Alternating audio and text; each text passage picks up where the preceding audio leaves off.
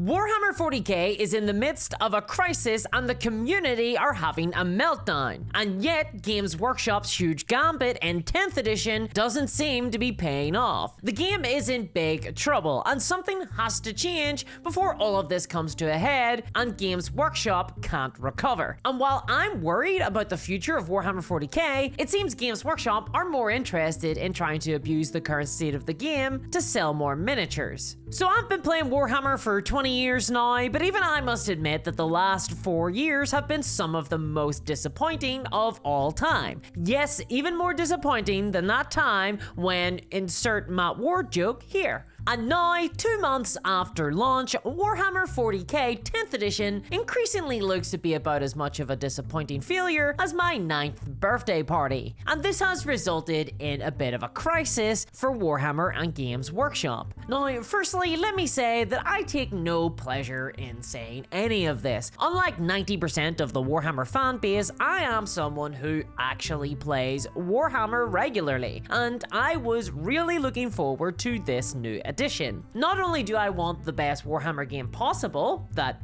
isn't a video game, I want people to have fun. I want people to enjoy playing with their miniatures, and even if you're not someone who cares about Warhammer, wargaming really needs an accessible entry point, a strong killer app that gets people into the idea of buying and playing with miniatures. Personally, I want wargaming to become normalized, something that is less niche and more accessible. I also want it to be about the pretty miniatures and the fun games, not just pretty miniatures. I want people to stop hoarding all their minis on their shelves at home like a trash goblin from Labyrinth, and instead get into local game stores, socialize, contribute to the hobby body, and jiggle balls like David Bowie. All of this is great for consumers, it's great for wargamers, it's great for local stores and the wider wargame industry. And it seemed like the new edition of Warhammer 40k was a slam dunk to meet all of those goals. 10th edition Warhammer 40k had an objective when it was created. Games Workshop wanted to capture all of the new fans of Warhammer that had gotten into the franchise during the pandemic. People who had been excited by the idea of Warhammer but bounced hard off of 9th edition's more complicated rules, hundreds of stratagems, and a rule set spread across many books, online articles, and white dwarfs that are now out of print. And yeah, a price rise from Games Workshop just as it was becoming popular didn't help either. 10th edition though, its mandate was simplified, not simple. It was created to be a more casual, fun, and playable experience. One that felt better balanced, that had free rules, and was cheaper to buy into. This is what Games Workshop told us new 40k was focused on in all of their marketing materials. And it made sense, and I praise this direction here on the channel. I was a little bit hyped. But after 2 months of playing Warhammer 40k 10th edition a lot, I must admit that it hasn't achieved those goals, and the community of Warhammer is currently suffering the consequences. Discourse around the game is pretty negative right now if you're near anyone who is actually playing it and not just painting miniatures, which is disappointing because we're still in the honeymoon phase of the new edition. I mean, sure, people are happy to paint their miniatures, but that will never change. Those who are actually playing Warhammer though, 10th edition has not been a silver bullet solving all of the problems of 9th edition. Instead, it's gotten worse. It has introduced a ton of new problems. And as a result, the burgeoning 10th edition community has floundered. Hopes have turned to tears, and I'm really worried that this has killed the viability of the game in a big way. So then, what are the problems? Well, they're 10th edition. When the game came out, all of the 26 armies in 40k were updated at the same time all at once. Everyone was given a special army rule and new data cards for every single unit. This was a great idea, in theory creating a much better balanced base for the new edition as every army could start from the same position. Unfortunately, however, the execution of this has been totally bungled, and now the opposite is true. The game has never felt less balanced, less smooth, smooth to play. This is a massive problem, and it's impacting not only high-level competitive play, but casual play as well, making the game totally unfun if you've chosen the wrong faction to play. And this has led to extremely feel-bad play experiences, especially amongst those newer players that Games Workshop should really be courting right now. And here's the thing, Games Workshop are aware of this. They recently released a meta watch about the first win rates from the new edition, and in that article they tried to downplay just what a sorry state 10th edition has launched into. But see for yourself. Oh no, sorry, not that. That's an advertisement for the most overpowered model in the most overpowered army as a selling point of that model. Oops!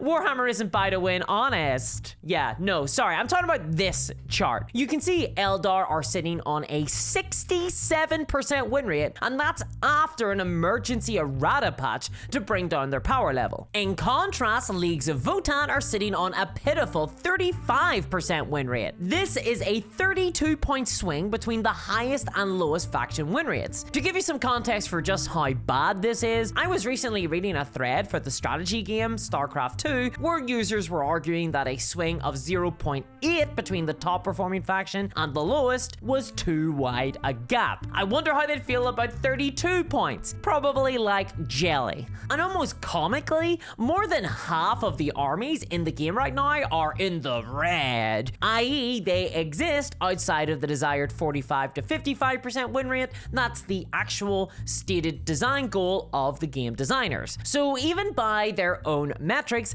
10th edition balance is totally borked, unless this is what they wanted, a completely broken, imbalanced mess, in which case, congratulations, mission accomplished. And look, balance in a war game will never be perfect, it's an aspirational goal, but this is particularly bad. And while the competitive, semi-competitive scene have been in a bit of a state of meltdown about this since launch, now we're starting to see casual players bang their head against this wall now that they've finished building and painting their Leviathan boxes and starting to actually play games of Warhammer. Just in my own local scene, those who are playing Crusade and casual match play games, balance problems are rearing their head, and people are starting to realize that the faction they chose is determining whether or not they're having fun with the new edition. And that really sucks for those players who have mostly chosen factions based on what the models look like or the lore behind them, which is usually the correct answer. But nobody wants to have a 35% win rate and feel like they can't win. And equally, few people want a 67% win rate and feel like their faction is unfun to play against. So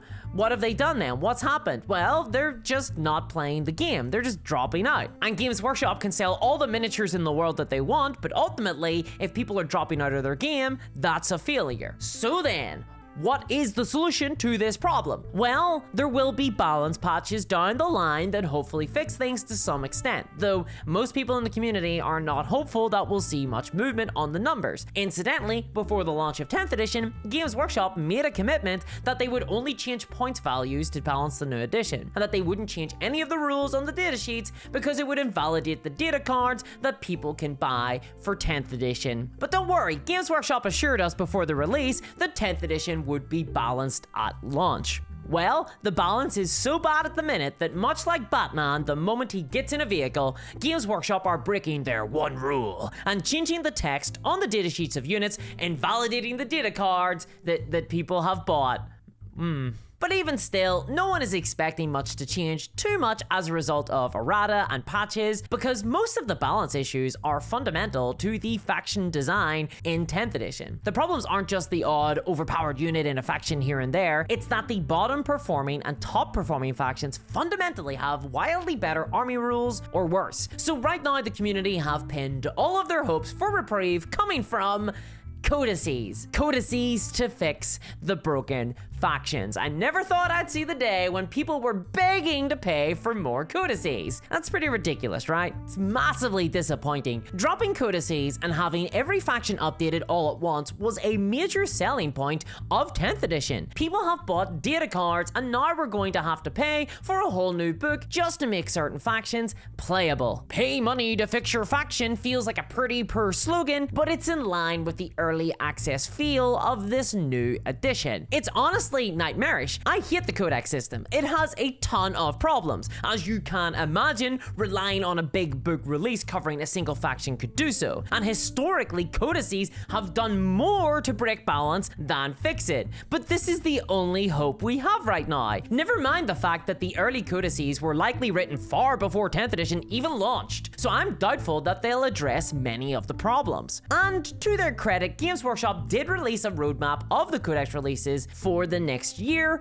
and there are some factions on there. So it's great if you're a Space Marine player with a Codex due next month, but if you're a Sisters of Battle player like me and currently enjoying a 41% win rate, then you'll be waiting years before you're slotted to have a fix applied to your faction. Hooray! How many casual players are gonna stick around for that? Not a lot, I imagine. And beyond just faction balance, the game has a lot of core rule problems too. Line of sight is awkward, terrain rules are janky, battle shock is irrelevant, towering, the core rules of 10th edition 40k are leading to unintuitive and unfun experiences, alienating newer players. And Codexes ain't fixing that problem. But okay, perfect world, each army finally gets a codex and the game is fixed, balanced, and fun. 10th edition is finally where it needs to be to attract, retain casual players, and the game is the best it can ever be. What happens next for Warhammer? Well,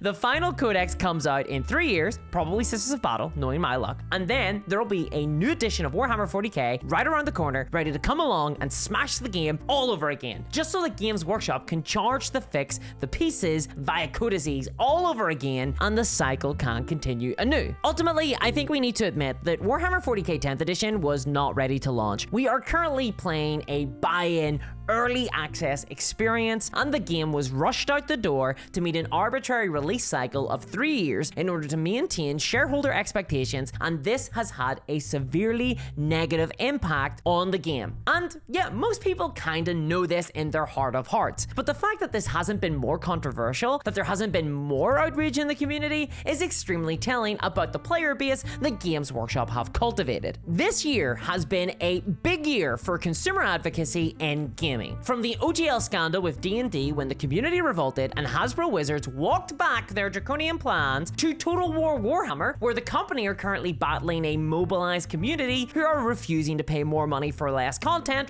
right now. Meanwhile, in Warhammer, we're hoping to pay for a balance patch, and the deafening cry of, "If you don't like it, don't buy it," still rings out true. Well, here's the problem. People don't like it, so they're not buying it, and Warhammer will never be a popular game so long as Games Workshop are emboldened by the apathy of the consumer base. And that really sucks. I want people to enjoy Warhammer. The game must be better. I don't care what the community thinks, the game needs to get better. And Games Workshop need to be held to a standard higher than, well, what are you gonna do? The company is the worst flagship company for a hobby. Holy God. I'm including Hasbro Wizards in that lineup. Honestly, I found it all kind of depressing. But don't worry, I'll still be here fighting the good fight, and if you appreciate this coverage and want to help me continue to advocate for consumers come hell or high water and try to whip some consumer consciousness into the player base, well, please support me on Patreon for exclusive live streams, videos, and hangouts in Discord rooms. It's only because of my patrons that I'm able to continue fighting this fight, and I want to give a huge thanks to my patrons, especially CryptoKev, Mistress RB Novany, and Travis Hunter. I really appreciate your support, guys. Couldn't do this without you, and I'll catch you all next time. Bye-bye!